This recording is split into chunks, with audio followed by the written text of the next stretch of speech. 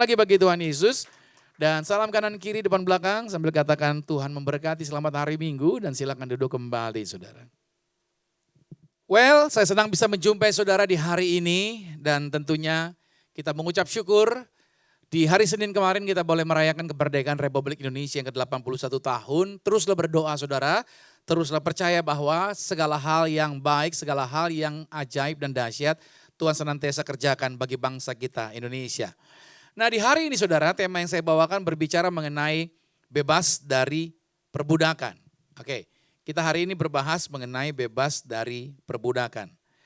Tanpa sadar seringkali kita semua adalah orang-orang yang sudah dimerdekakan. Kita adalah orang-orang yang telah dibebaskan. Karena itu kita percaya bahwa ketika kita merayakan kemerdekaan Republik Indonesia, kita juga menyadari bahwa hey, Anda dan saya adalah orang-orang yang telah dimerdekakan. Tapi seringkali kita tidak menyadari bahwa di dalam kehidupan kita sendiri, tampaknya tidak kelihatan, tapi itu adalah sesuatu yang masih mengendalikan kehidupan kita. Masih menguasai kita, masih mengatur hidup kita. Dan seringkali malahan itu seringkali menakut-nakuti kita. Dan tidak salah bahkan saya katakan bahwa seringkali malahan ini membuat sepertinya kita masih ada di dalam perbudakan. Nah untuk itu makanya tema yang saya bawakan hari ini berbicara mengenai bebas dari perbudakan. Oke.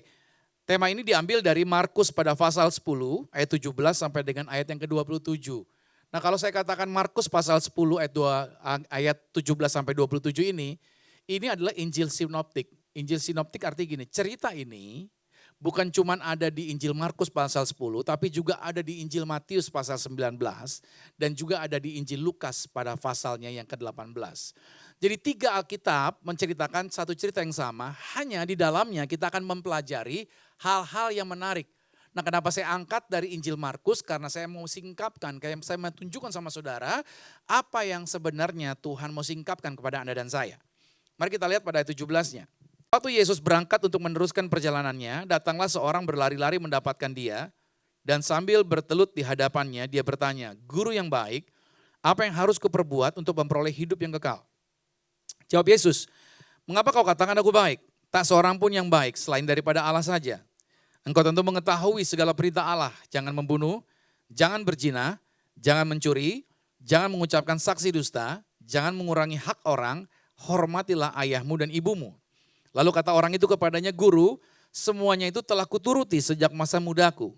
Tetapi Yesus memandang dia dan menaruh kasih kepadanya, lalu berkata kepadanya, "Kalau begitu hanya satu lagi kekuranganmu, pergilah, jualah apa yang kau miliki dan berikanlah itu kepada orang-orang miskin, maka engkau akan beroleh harta di sorga, kemudian datanglah kemari dan ikutlah aku."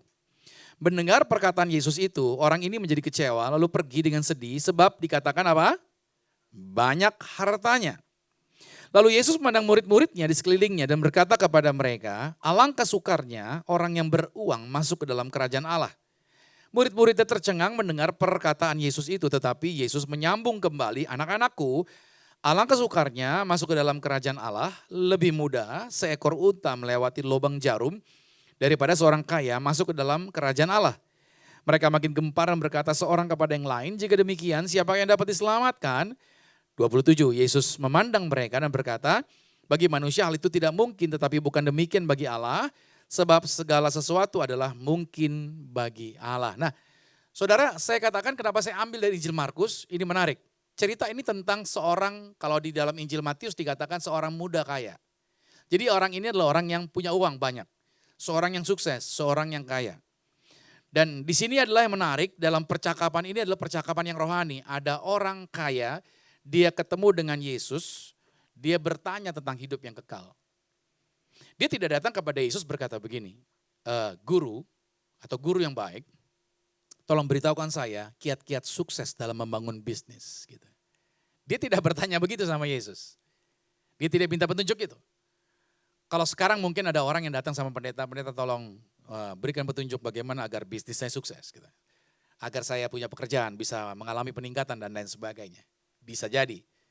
Tapi orang ini adalah orang yang datang sama Yesus minta petunjuk. Bagaimana dia bisa memperoleh kehidupan yang kekal. Nah orang ini adalah orang yang baik kalau saya katakan.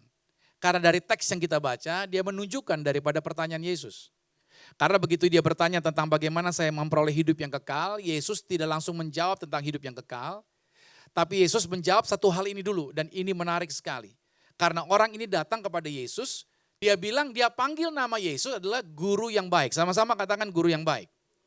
Nah pada ayat yang ke-18-nya, Yesus tidak langsung jawab pertanyaan dia. Tapi Yesus menyentuh satu hal ini. Kenapa kamu bilang saya baik? Dan Yesus menjawab bahwa tidak ada yang baik. Tidak seorang pun yang baik selain daripada Tuhan saja. Kalau Yesus menjawab seperti ini, menurut kita kalau kita baca teksnya, artinya apa sih kira-kira? Kalau saya ngomong begini, Cesar datang sama saya, Pastor Romi yang baik. Terus saya jawab sama Cesar, kenapa Cesar kamu katakan saya baik?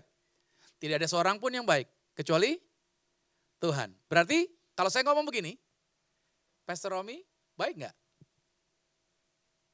Kan saya bilang tadi, tidak seorang pun yang baik, selain Tuhan. Berarti saya apa? Tidak cukup baik, betul ya? Berarti saya juga tidak cukup baik, karena saya ngomong begitu. Persoalannya begini saudara, kalau yang ngomong saya, cocoklah. Namanya juga saya manusia, betul ya? Tapi yang ngomong di sini adalah siapa? Apakah Yesus sedang mengatakan dia juga tidak cukup baik? Nah di sini pertanyaannya kan. Padahal di dalam Yohanes 10 ayat 11, Yesus berkata, aku adalah gembala yang, dia gembala yang baik. Artinya ketika Yesus mengatakan bahwa gak ada seorang pun yang baik kecuali Allah, dia tidak sedang menyangkali kebaikannya saudara. Tapi ada sesuatu yang jauh lebih dalam. Yesus sedang mengatakan sama orang muda kaya yang datang sama Yesus menyebut dia guru yang baik. Bahwa engkau tahu pada waktu engkau menyebut saya baik, tahukah konsekuensi dari perkataanmu itu? Kalau kamu mengatakan aku baik, ada konsekuensinya. Makanya Yesus bilang, gak ada seorang pun yang baik. Dikatakan kecuali Allah saja. Nah, di sini artinya Yesus sedang masuk ke ranah yang lebih dalam saudara. Menurut kamu hai anak muda yang datang sama Yesus, menurut kamu siapa saya gitu? Siapa Yesus menurut kamu? Nah itu dia. Karena dia datang sama Yesus mau belajar tentang hidup yang kekal. Apakah menurut dia Yesus cuman guru biasa, cuman seorang pengajar moral, cuman seorang nabi saja, ataukah Yesus lebih daripada itu? Makanya setelah Yesus bertanya, gak ada yang baik selain daripada Tuhan, kita bisa melihat saudara, pada ayat yang ke-20, lihat baik. Respon orang ini dari yang bilang guru yang baik berubah menjadi apa? Guru aja, kata baiknya kemana? Dihilangkan saudara. Dia langsung cari aman. Dia tahu, aduh kalau gitu gue mesti ganti nih. Gue panggil dia guru aja. Lihat baik-baik di sini. Dia rubah kata-katanya. Dan di sini yang menariknya saudara yang kasih Tuhan. Kata baiknya menjadi hilang. Berarti secara naratif, berarti orang ini menganggap Yesus ya cuma sebagai pengajar moral saja, pengajar yang baik. Bukankah orang-orang dunia ini juga percaya Yesus adalah guru yang baik, betul gak sih? Bukankah dunia juga mengajarkan bahwa ya, bahkan filsafat juga mengajarkan Yesus itu seorang guru yang baik, pengajar moralnya baik, semua yang diajarkan baik, betul ya? Yesus tidak pernah mengajarkan perang saudara, Yesus tidak pernah mengajarkan kebencian. Semua pengajar-pengajar dunia, semua agama pasti yakin Yesus pengajar yang baik. Tapi di sini yang penting saudara harus pahami baik. Yesus berkata tentang bahwa yang baik cuma Tuhan. Dia sedang mengajak setiap kita. Apakah kita bersedia mengatakan bahwa Yesus bukan cuma pengajar yang baik. Tapi Yesus adalah Tuhan atas hidup kita. Kenapa saya katakan ini penting? Karena begitu kita mengatakan Yesus itu baik. Ingat baik nih. Pada waktu kita ngangkat tangan, Yesus baik. Berarti kita sedang mengatakan Yesus adalah berdaulat atas hidup kita. Dengar, Tuhan berarti dia, kalau kita sebut dia Tuhan, berarti dia pemilik hidup kita. Apa aja? Pekerjaanmu milik Tuhan, halo? Milik Yesus. Rumah tanggamu milik Tuhan Yesus, halo? Kesehatanmu milik Tuhan Yesus, halo? Bisnismu milik Tuhan Yesus, halo? Pekerjaanmu milik Tuhan Yesus. Halo. Karirmu milik Tuhan Yesus. Halo. Jabatanmu milik Tuhan Yesus. Wow. Dan orang muda yang datang sama Yesus, dia orang yang baik. Karena di ayat 19, Yesus kasih hukum Taurat sama dia. Lu udah lakukan ini belum? Terus jawaban dia apa tuh? Ayat 20-nya. Dari sejak muda saya sudah melakukannya. Kalau orang itu ada hari ini, berarti orang ini luar biasa baik saudara. Luar biasa hebat. Dia merasa dirinya sudah melakukan standar kebenaran. Dan dia merasa dirinya sudah cukup baik. Tapi Yesus tidak fokus pada perbuatan dia. Yang Tuhan Yesus lihat adalah apa? Motivasi, sama-sama katakan motivasi. Saudara kasih Tuhan, Yesus senang Anda hidup dalam kebaikan. Yesus senang Anda berbuat baik. Tapi yang lebih penting daripada itu adalah motivasi daripada perbuatan baik kita. Makanya Yesus berkata, satu lagi berarti kekurangan kamu. Yesus menyentuh yang paling berharga di dalam diri orang ini. Dan di dalam ayat itu dikatakan, jualah apa? Apa yang kau miliki, berikanlah kepada orang miskin, lalu kemudian datang ke sini, kamu ikutlah saya. Dan saudara tahu ketika Yesus ngomongin ini sama orang itu, apa yang terjadi? Langsung mukanya murung saudara, dia sedih. Kenapa dia sedih? Jawabannya apa? Kenapa dia sedih? Sebab dikatakan apa? Sebab banyak hartanya itu berdua. Sebab banyak hartanya. Oke. Saya tidak sedang mengatakan bahwa semua orang kaya di sini harus jual hartanya. Tidak, tidak. Alkitab tidak sedang mengatakan itu. Tapi Yesus sedang menunjukkan kepada kita, tanpa kita sadar, ada berhala-berhala yang masih menyangkut di dalam hati kita.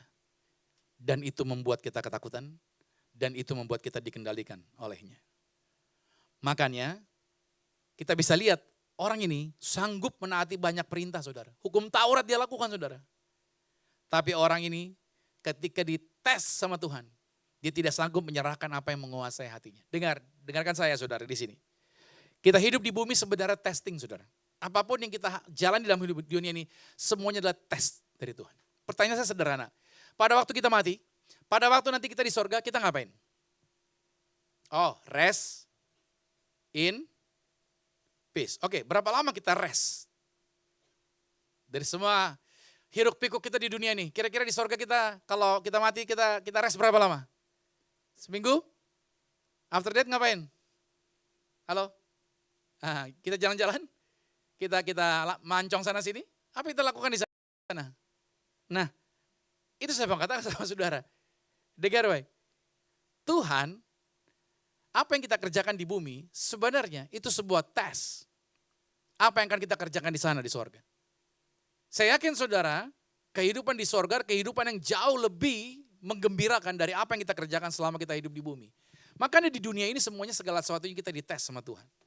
Dan ini menjadi penting. Karena seseorang bisa kelihatan sangat baik di dalam kehidupan rohaninya. Secara lahiriah, dia tampak baik, melakukan kebaikan. Tetapi masih memiliki sesuatu yang menjadi master atau tuan atau yang mengendalikan di dalam hatinya. Karena dengar baik, Yesus tidak datang untuk bikin kita menjadi orang yang lebih baik. Tapi Yesus datang untuk menjadi Tuhan atas hidup kita. Halo? Tuhan tidak bikin kita untuk menjadi manusia yang lebih baik, saudara. Tapi Tuhan pengen kita jadi penyembah-penyembah Tuhan. Tuhan pengen dia jadi Tuhan atas kita. Kalau kita menjadikan Yesus sebagai Tuhan, hidupmu akan aman di dalam Tuhan. Even kamu harus masuk lembah kekelaman sekalipun. Ikut Tuhan bukan berarti gak ada masalah. Ikut Tuhan bukan berarti gak ada tantangan dalam hidup ini. Ikut Tuhan bukan berarti kita hidupnya semuanya baik-baik saja. Tapi ikut Tuhan ada tekanan terjadi. Daud mengatakan itu dalam Mazmur 23. Tapi dia percaya meskipun dia harus melewati lembah kekelaman, ada Tuhan yang tidak pernah meninggalkan dia. Ketika murid-murid di tengah badai di Danau Galilea, di saat yang paling gelap sekalipun, ada Yesus yang bersama-sama dengan mereka. Dan ini memberikan petunjuk buat saudara, ingat baik Daniel dan kawan-kawannya, Sadrak, Mesak, Abednego, 3 orang ini. Ketika mereka harus masuk ke dalam keperapian, ada Tuhan yang bersama dengan mereka. Amin. Ketika Daniel harus masuk ke dalam lubang singa yang lapar luar biasa, Anda tahu apa yang terjadi? Ada Tuhan yang menemani Daniel, mengatupkan mulut-mulut singa dan membuat singa-singa itu tidak bisa memakan Daniel. Bukan karena singanya pada sakit, enggak saudara. Terbukti begitu Daniel diangkat dan dilempar para pefitnah, itu dimasukkan ke dalam, belum sampai ke bawah, udah disambar duluan sama singa-singa yang kelaparan tersebut. Dari sini saya mau katakan sama saudara, dengar, dalam situasi apapun, ada Tuhan yang tidak pernah meninggalkan kita. Dia selalu bersama dengan kita. Itu sebabnya Tuhan datang agar Anda dan saya mengakui dia. Bahwa hidup kita ada di tangan dia. Dia yang berdaulat atas seluruh pencapaian kita. Bilang amin lagi saudara. Apapun itu. Makanya kita lihat bahwa orang yang Yesus bilang bahwa orang sulit ya, bukan gak bisa. Tapi orang yang terikat dengan master yang selain Yesus dalam dirinya. Orang ini sulit untuk melihat kerajaan sorga. Di sini Yesus datang untuk memerdekakan, untuk melepaskan kita semuanya. Mungkin kita berkata begini, tapi Pastor, saya kan bukan orang kaya seperti di situ. Artinya ya saya bukan orang kaya jadi saya aman dong, saya gak terikat dong, betul. Tapi nanti dulu jangan terasa cepat aman gitu ya. Karena masalahnya dalam kisah ini sebenarnya saya tidak sedang bicara mengenai berapa banyak uang yang kita miliki, bukan. Masalahnya adalah siapa yang memiliki hati kita, itu aja pertanyaannya. Ingat ya, jangan saudara pikir gini, oh kalau saya uangnya banyak bahaya berarti Pastor ya, gak boleh banyak-banyak berarti uangnya. Oh bukan, saya tidak sedang mengajarkan itu. Saya sedang mengatakan masalah di sini siapa yang memiliki hati kita. Karena ada orang yang gak punya uang pun, gak kaya pun, tapi uang menguasai pikiran dia. Ada gak yang begitu? Banyak saudara. Bisa jadi orang itu tidak memiliki perusahaan besar. Tapi dia merasa bahwa karirnya dia adalah identitasnya dia. Arti gini, kalau saya ada di karir itu identitas saya naik gitu. Kalau saya gak di situ, aduh saya merasa rendah diri gitu. Bisa jadi orang gak memiliki harta banyak, tapi dia hidup dalam ketakutan. Takut kehilangan apa yang sedikit yang dia punya. Bisa jadi seperti itu. Jadi persoalannya bukan adalah apakah saya punya uang, bukan itu masalahnya. Tapi masalahnya ditekankan kepada apakah uang telah memiliki saya. Gak ada orang yang gak butuh uang, kita perlu uang. Bahkan melayani ini pun, gereja pun butuh uang. Tapi Tuhan mau mengingatkan, jangan biarkan uang yang mengendalikan kehidupan kita. Jangan biarkan. Karena pada akhirnya kita akan diperbudak oleh apa yang menjadi Tuhan atas hidup kita.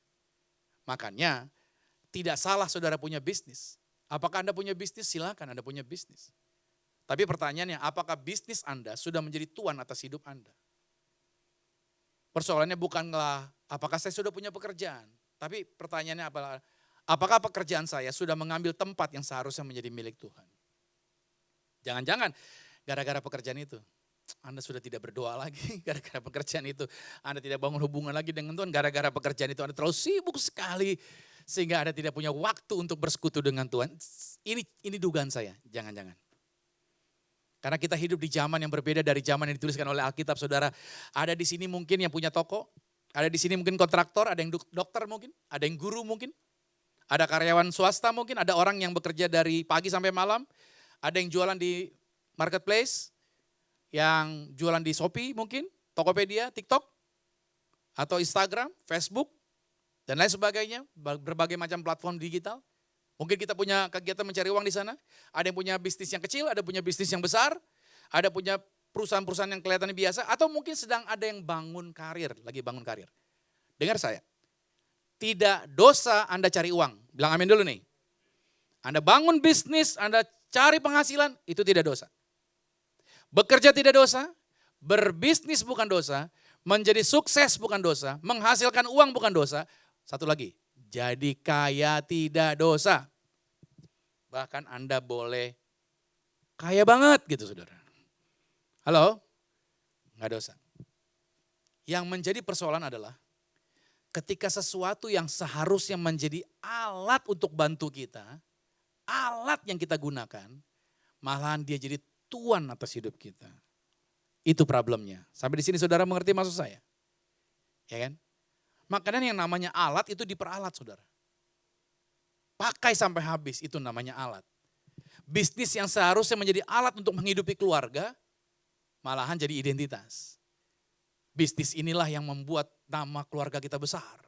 Kita harus jaga. Seolah-olah yang menjagai nama keluarga adalah bisnisnya.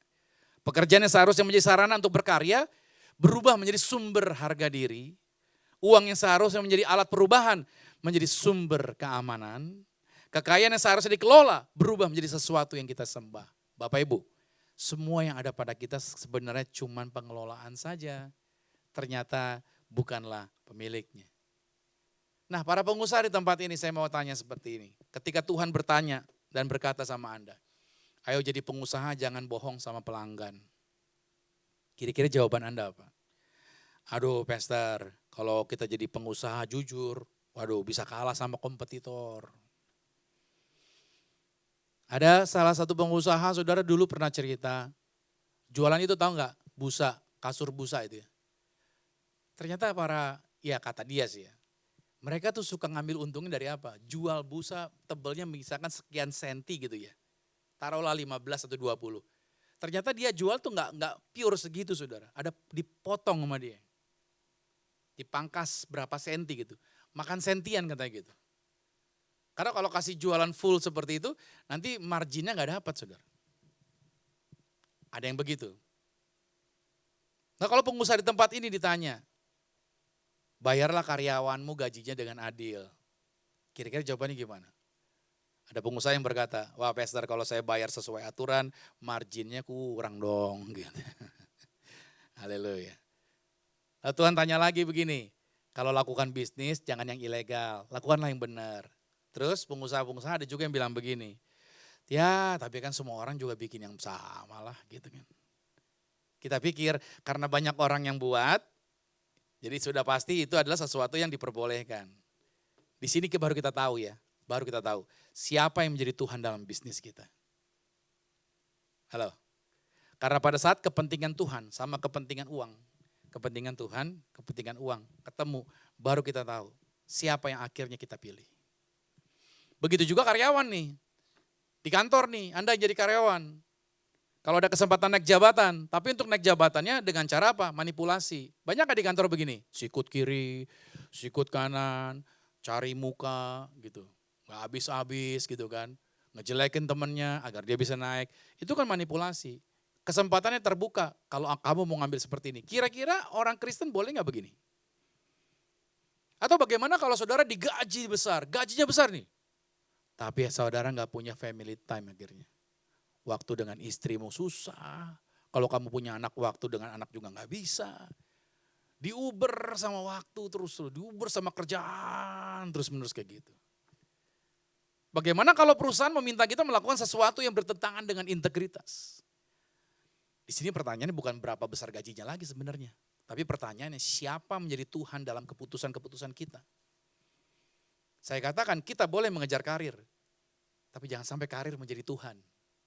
Halo, kita boleh bangun bisnis, tapi jangan sampai bisnis menjadi Tuhan. Kita boleh mencari keuntungan, tapi jangan sampai keuntungan menjadi ukuran daripada nilai kita. Makanya ketika Yesus menyentuh ada di hati daripada si pengusaha kaya tadi, jualah hartamu, bagi kepada orang miskin. Wah sedih hati dia gak rela. Udah ngumpulin sedikit banyak, gue gak mau. Akhirnya apa? Dia pergi dengan sedih hati meninggalkan Yesus. Dan ketika orang itu pergi, di situ ada murid-murid Yesus. Salah satu murid yang paling vokal bernama Petrus.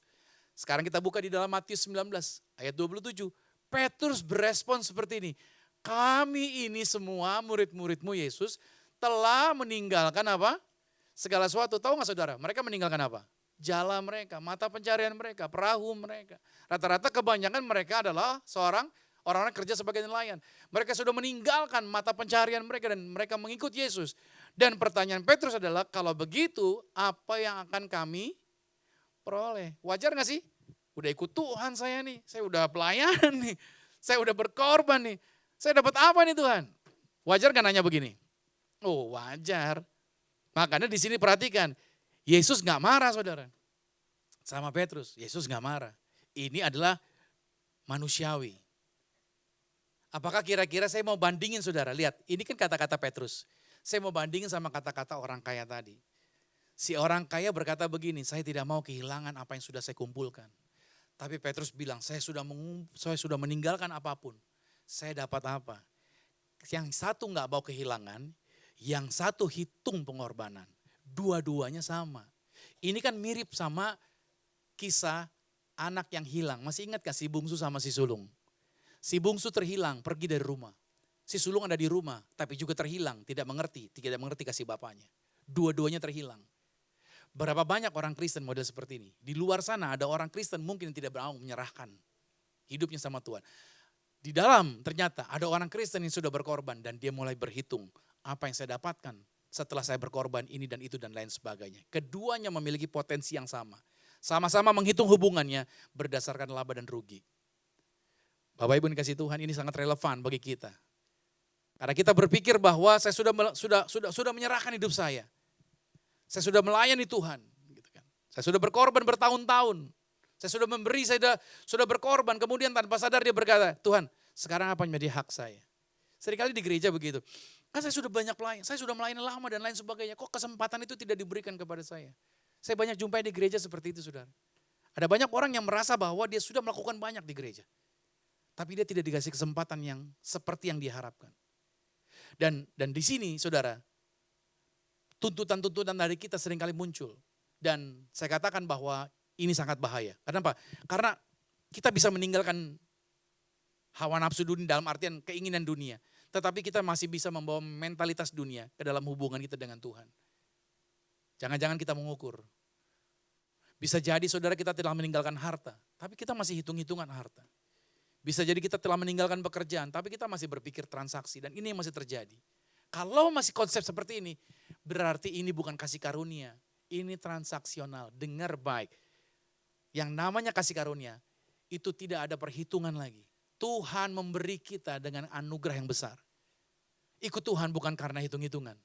Tapi ikut Tuhan adalah karena Tuhan telah memberi yang luar biasa bagi kita. Maka ikut Tuhan bukan transaksional, saudara.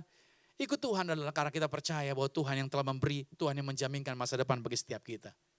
Prajurit itu tidak perlu memusingkan kehidupannya, saudara. Kenapa? Karena sudah diatur semua sama komandannya. Sampai sebegitunya Paulus memberikan pengajaran sama Timotius. Seorang prajurit tidak perlu memusingkan penghidupannya. Karena komandannya akan mengatur semua keperluan dia.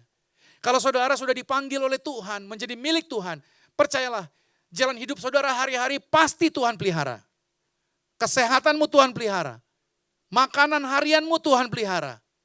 Masa depanmu juga Tuhan pasti pelihara. Itu yang Tuhan jaminkan. Dan di sini makanya ketika Petrus bertanya, apa upah kami? Dari teks ayat ini, Yesus langsung menjawab, ya ada upah yang akan kamu terima. Berarti Yesus berkata, ada upah. Ada masa depan yang akan kamu peroleh. Ada kerajaan Allah yang akan kamu dapatkan. Ada kehidupan kekal yang akan kamu dapatkan. Artinya, Yesus tidak mengajarkan bahwa kita tidak boleh berharap apapun dari Tuhan. Enggak. Yesus tidak larang saudara berharap apapun dari Tuhan. Tapi Yesus sedang mengubah orientasi hati kita. Bahwa orientasi hati kita bukan ikut Tuhan agar semakin hari semakin kaya. Halo? Ikut Tuhan agar semakin hari semakin terkenal. Ikut Tuhan agar semakin hari semakin apapun saya mau buat apapun saya bisa apapun juga. Saudara, ikut Tuhan, saudara bahagia bukan karena ukuran yang dunia katakan. Kalau orang dunia bilang saudara, kalau semakin banyak yang saya punya, saya bahagia. Semakin saya bisa melakukan apapun, saya bahagia. Itu ukuran dunia saudara. Tetapi ukuran di dalam Tuhan, kita bahagia karena kita ada di dalam Tuhan, Tuhan ada di dalam kita. Makanya beda sekali tolak ukurnya. Dunia kehilangan sedikit aja, itu ngomelnya luar biasa. Tapi kita anak-anak Tuhan saudara, walaupun kita mungkin mengalami kehilangan, tapi kita tetap bisa tersenyum dan bersuka cita. Karena jaminan hati kita, kegembiraan kita bukan apa yang ada di luar, tapi kegembiraan kita apa yang ada di dalam. Hari ini saya mau katakan sama saudara dengar baik. Kebahagiaan kita tidak ditentukan di luar. Saya ulangin lagi, kebahagiaan kita tidak ditentukan apa yang orang lain punya.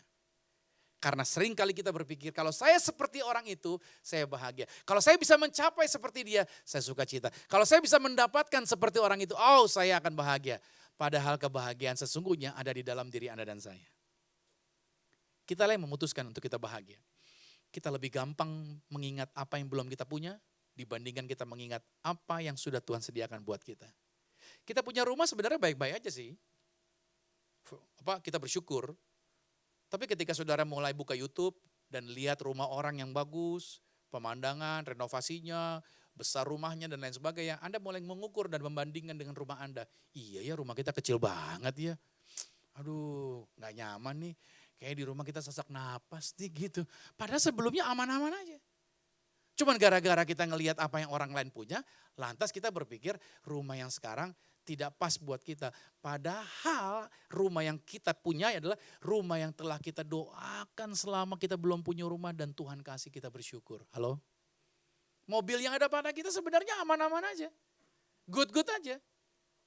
Tapi begitu kita lihat orang lain punya mobil, wah mobilnya bagus tuh. Ya kan? ID, bus, keren tuh VW gitu kan. Boleh juga nih. Apa nih? Denza. Keren nih penampakannya, bangkunya bisa diputer-puter di dalamnya kan. Waduh ada sky pemandangan luarnya keren gitu kan. Begitu keluar ke parkiran, lihat BMW warna merah. Wah luar biasa nih, boleh nih BMW warna merah nih. Ya BMW gue udah kalah nih, gue mesti ganti ini gitu kan. Sebenarnya semuanya aman-aman aja. Sampai kita lihat pencapaian orang. Bisnis kita sebenarnya aman nih. Tapi kita lihat bisnis orang lain, aduh kayaknya bisnis saya kecil nih. Bagusan bisnis orang. Gereja kita sebenarnya aman-aman aja. Begitu kita nonton YouTube, betapa hype-nya ibadah-ibadah orang yang luar biasa. Aduh gereja kita kok gini-gini aja ya. Ngerti gak saudara? Padahal yang kita capai hari ini, mobil yang kita punya, gereja yang ada, itu adalah yang kita doakan selama ini kan, halo? Dan seharusnya kita bisa mengucap syukur, Tuhan terima kasih buat kendaraan ini, Tuhan terima kasih buat gereja ini, Tuhan terima kasih buat bisnis ini. Tapi pada akhirnya kita jadi error. Kenapa? Karena kita salah dalam melihat. Nah hari ini kita mau belajar penting buat setiap kita. Makanya dari Matius 19 yang Petrus tanya, Yesus masuk ke Matius 20-nya saudara. Matius 20 tentang apa? Penggarap kebun anggur. Ada orang-orang yang dijaminkan bekerja di kebun anggur untuk panen. Si pemilik kebun anggur buat perjanjian. Kerja 1 hari dari jam 6 pagi sampai jam 6 sore, saya gaji 1 dinar ya. Oke siap, saya kerja gitu. Kerja nih. Terus dalam pekerjaan, si pemilik kebun anggur keluar jam 9 pagi. Aduh masih kurang orangnya nih. Dia cari orang di luar, ketemu dengan pekerja. Kenapa kamu nganggur gak kerja? Gak ada orang yang mempekerjakan kami. Kerja dia di kebun saya, nanti saya gaji seberapa yang saya mau kasih. Oke siap, kerja dia yang jam 9. Begitu juga jam 12, dia cari tambahan lagi. Jam 12, jam 3 sore. Sampai yang jam 5 sore dia cari orang lagi. Ada orang nganggur seharian gak kerja. Kerjalah di tempat saya. 1 jam aja kerja jam 5 sampai jam 6. Selesai panen, dibagi gajinya. Mulai dari yang masuk jam 5, jam 3 sore, jam 12, jam 9. Semua dikasih gajinya. Kasih upah 1 dinar. Begitu yang dari pagi jam 6 pikir dapat lebih banyak. Begitu dikasih 1 dinar. Mengeluh, menggerutu. Kok segini? Kenapa? Karena dia membandingkan. Yang masuk terakhir jam 5 cuma kerja 1 jam dikasih 1 dinar. Kok kami yang kerja lama 1 dinar? Pertanyaan saya sederhana. Salah nggak tuan pemilik kebun anggur kalau dia kasih 1 dinar sama yang kerja dari pagi? Sesuai perjanjian nggak? Sesuai perjanjian. Tapi kenapa dia mengeluh? Karena dia merasa lebih banyak berbuat. Berapa banyak orang Kristen juga hari ini model seperti itu. Saya telah berbuat banyak, saya telah berbuat ini, saya telah melakukan ini, saya telah melakukan itu. Apa yang saya dapat? Ini menjadi persoalan yang saudara. Makanya cerita tentang orang kaya yang tidak mau melepaskan hartanya. Sama Petrus yang bertanya, saya dapat apa? Itu 2 hal yang sama. Yang satu gak mau melepas, yang satu sudah melepas tapi minta reward. Sesuai dengan apa yang dia pikir. Nah makanya di dalam 1 ayat terakhir ini saya kasih, Matius 6 ayat 21. Karena di mana hartamu berada, dikatakan apa? Di situ juga hatimu berada. Saudara, uang itu indikator. Coba cek deh pertanyaan ini saya kasih sama saudara. Cek, kemana uang saudara pergi? Coba cek baik-baik. Apa yang saudara gunakan dengan uang saudara? Coba periksa hidup kita. Kemana uang kita pergi? Apa yang paling kita lindungi? Apa yang paling kita takut kehilangan? Apa yang membuat kita paling cemas? Apa yang membuat kita rela mengorbankan prinsip? Apa yang membuat kita sulit berkata tidak? Apa yang membuat kita merasa aman? Apa yang membuat kita merasa berharga? Dan dikatakan, mungkin di sanalah hati kita berada. Saudara, hari ini kita mau belajar. Kita boleh bangun bisnis, tapi jangan sampai bisnis menguasai hidup kita. Kita boleh punya pekerjaan, tapi jangan pekerjaan menguasai hati kita. Kita boleh bangun sesuatu, tapi semua keamanan bukan ada di dalam itu semua. Kenapa? Karena keamanan kita bukan pada angka di rekening kita. Keamanan kita ada pada tangannya Tuhan. Halo, amin gak nih? Keamanan kita bukan pada rekening saudara, tapi hanya pada Tuhan. Saya sama istri berkali-kali ngelewatin situasi ini saudara. Betul, sering kali berhadapan dengan situasi yang kalau mau lihat, aduh gimana ya Tuhan, bisa lanjut lagi atau enggak dan lain sebagainya. Tapi berkali-kali kami diingatkan bahwa kami punya Tuhan yang hidup, kami punya Tuhan yang hebat, kami punya Tuhan yang luar biasa. Saya selalu diingetin kalau susah seperti ini saudara. Pada waktu Ishak sama Abraham mau bawa korban persembahan di Bukit Moria. Ishak berkata, kayunya udah ada, apinya udah ada. Mana daging untuk korbannya, binatangnya belum ada. Tahu jawaban Abraham adalah apa? Ishak sama Abraham bilang, nanti Tuhan yang sediakan. Haleluya. Seringkali ikut Tuhan, Akal kita nggak masuk saudara. Betul ya? Ikut Tuhan seringkali cara pikir kita tuh berbenturan gitu. Bukan berarti ikut Tuhan kita diajar untuk jadi bodoh gitu saudara. Enggak. Tapi ikut Tuhan adalah Tuhan tidak mengurangi kepandaian kita. Musa dipakai Tuhan untuk membebaskan Israel di Mesir, bukan berarti kepandaian dia selama dia belajar di Mesir, kemampuan geografis dia tentang tanah padang gurun, kemampuan hebat dia dulu yang pernah dia belajar di Mesir, itu dihilangkan, tidak dipakai. Tetap dipakai, tetapi kekuatannya di dalam pengharapan Tuhan. Saudara harus tetap pintar, bilang amin dulu nih. Anda harus pintar, bilang amin dulu nih. Anda harus cerdas, karena kecerdasan Anda akan dipakai. Tapi bukan Anda bergantung sama kecerdasan itu. Kecerdasan Anda dipakai untuk kemuliaan bagi nama Tuhan. Kepintaran Anda berdagang tidak dihilangin sama Tuhan. Tapi kepandaian Anda berdagang dipakai untuk kemuliaan bagi nama Tuhan. Amin. Kepintaran Anda dalam berbisnis tidak dihilangkan sama Tuhan. Tapi dipakai untuk memuliakan nama Tuhan. Amin. Skill Anda di bidang apapun tidak dihilangkan sama Tuhan. Tapi dipakai Tuhan untuk kemuliaan bagi nama Tuhan. Amin. Saudara yang dulu pernah kuliah, apakah pelajaran Anda kuliah dihilangkan sama Tuhan setelah Anda bertobat ikut Tuhan? Enggak, tetap terpakai saudara. Tetap terpakai. Semua pengalaman-pengalaman kita tetap terpakai. Yang paling penting di sini adalah kita mau mengakui hari ini saudara, kita belajar dari teks ini. Ketika kita berkata, guru yang baik, berarti dia adalah Tuhan kita yang menjadi pemilik bagi hidup kita. Kita sedang mengatakan, seluruh hidup kita milik Tuhan. Bisnis kita milik Tuhan. Pekerjaan kita milik Tuhan. Usaha kita milik Tuhan. Amin. Dan kita sedang mengatakan, saya sudah melakukan ini untuk Tuhan. Tidak perlu kita berkata, oh Tuhan, apa yang perlu saya dapatkan, apa yang bisa saya dapatkan atas apa yang saya buat. Tapi hari ini kita bisa berkata sama Tuhan, Tuhan, semua yang ada padaku berasal daripada Tuhan. Kita mau berkata begini Bapak Ibu, saya cuman pengelola. Ayo bilangin sama-sama yuk, saya cuman pengelola. Dengan keras katakan, saya cuman pengelola. Tuhanlah pemiliknya. Amin. Pengelola saudara. Tubuhmu itu milik Tuhan, bait Allah, betul? Tapi kamu harus kelola kesehatanmu, makanmu harus kau pelihara dengan baik.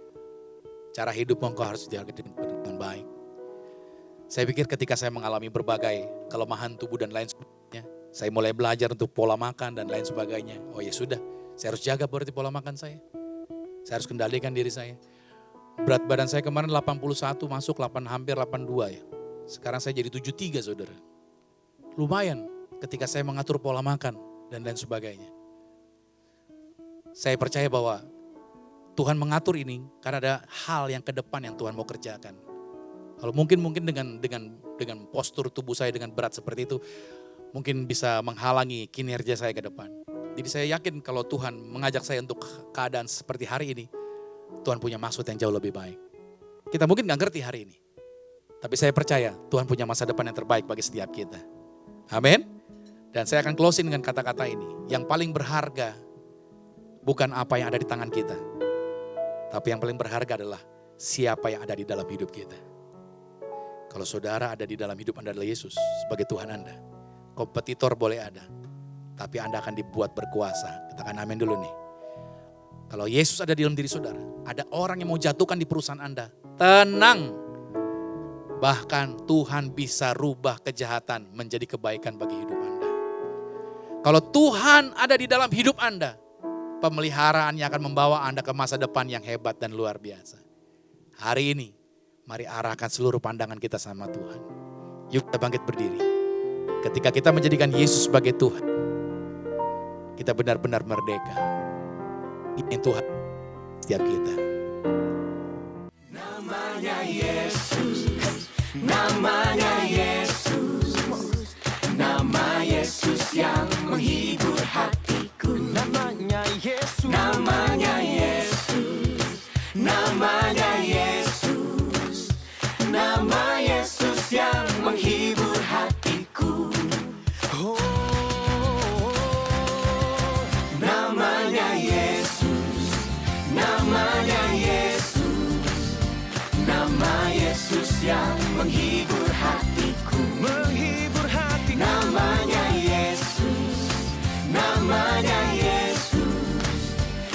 Nama Yesus yang menghibur hatiku. namanya Yesus, Namanya Yesus, namanya Yesus, nama Yesus yang menghibur hatiku.